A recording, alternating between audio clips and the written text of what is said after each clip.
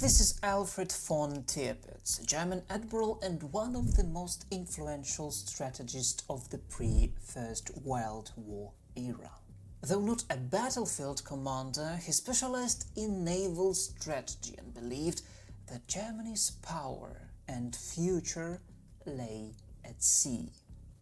His famous idea was to ensure that the British Empire remained uninvolved in the inevitable continental conflict by building a fleet so formidable that Britain would think twice before going to war. To achieve this, Tirpitz proposed a vast naval expansion program to challenge Britain in the one area it had long dominated: the seas. This ambitious initiative would come to be known as the Tirpitz Program. The Naval Tirpitz Program, often called the Tirpitz Plan, was Germany's strategic naval armament policy from 1898 until the outbreak of the First World War. Spearheaded by Grand Admiral Alfred von Tirpitz, it formed a cornerstone of Germany's pursuit of Weltpolitik. This program sought to transform Germany's modest fleet into a world-class battle force capable of challenging Britain's maritime supremacy. This ambitious undertaking became a central driver of the escalating anglo-German antagonism that defined the pre-war era. Admiral Tirpitz was appointed Secretary of State of the Imperial Navy Office in 1897. A skilled organizer and strategic thinker, Tirpitz believed Germany's future lay on the water. He was the chief architect of the strategic rationale underpinning the naval build-up known as the risk theory. This theory argued that Germany didn't need a fleet as large as the Royal Navy. Instead, it required a battle force powerful enough to pose a significant risk to British dominance in the North Sea.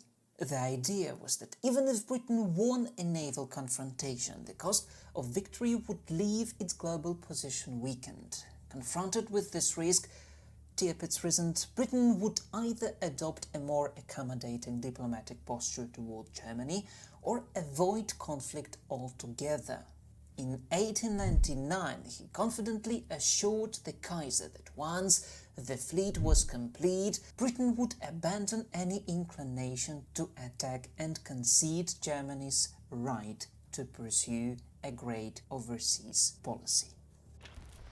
In practice, however, this strategy proved deeply flawed. Tirpitz exaggerated Britain's willingness to avoid confrontation at all costs. The German fleet never served as an effective deterrent. The naval program was a key instrument of Kaiser Wilhelm II's Weltpolitik. This policy marked a departure from Bismarck's continental focus and aimed to secure Germany's place in the sun as a global power. Tirpitz and Chancellor Bernhard von Bülow recognized that for this policy to succeed while the fleet was still under construction, Britain had to remain diplomatically isolated and on friendly terms with Berlin. The Tirpitz program was implemented through a series of naval laws which shielded naval funding from the uncertainties of annual parliamentary debate. The Foundational Acts of 1898 and 1900 laid out a long-term plan for a fleet of 38 battleships. The Second Naval Law of 1900 doubled this target, projecting a fleet to be completed by 1920. Later amendments or Novellen in 1906, 1908 and 1912 further expanded the program. The 1908 Naval was especially significant. It reduced the replacement age of battleships from 25 to 20 years, accelerating construction to 4 new capital ships per year between 1908 and 1911. To secure the immense funding required, Tirpitz's Imperial Naval Office became a remarkably effective propaganda machine. It organized media campaigns and fostered widespread Anglophobia through groups such as the German Navy League. This carefully orchestrated public enthusiasm ensured parliamentary backing for the naval bills, but at the same time deepened British suspicion and hostility. Although Britain was initially slow to grasp the full scope of the German challenge, alarm mounted after 1901. In response, Britain adapted its long-standing two-power standard, the principle that the Royal Navy must equal the combined strength of the next two largest navies, to focus explicitly on Germany. The rivalry soon escalated into a full-blown arms race, dominating Anglo-German relations for more than a decade. The competition intensified in 1906 with the launch of HMS Dreadnought, a revolutionary all-big-gun battleship that rendered all existing capital ships obsolete. Although this temporarily reset the race, Germany quickly followed suit. Nevertheless, Britain's far greater shipbuilding capacity allowed it to retain a decisive lead. Diplomatic attempts to resolve the rivalry, such as the Haldane mission of 1912, came to nothing. Germany sought a political guarantee of British neutrality in a continental war, while Britain wanted only a reduction in German construction.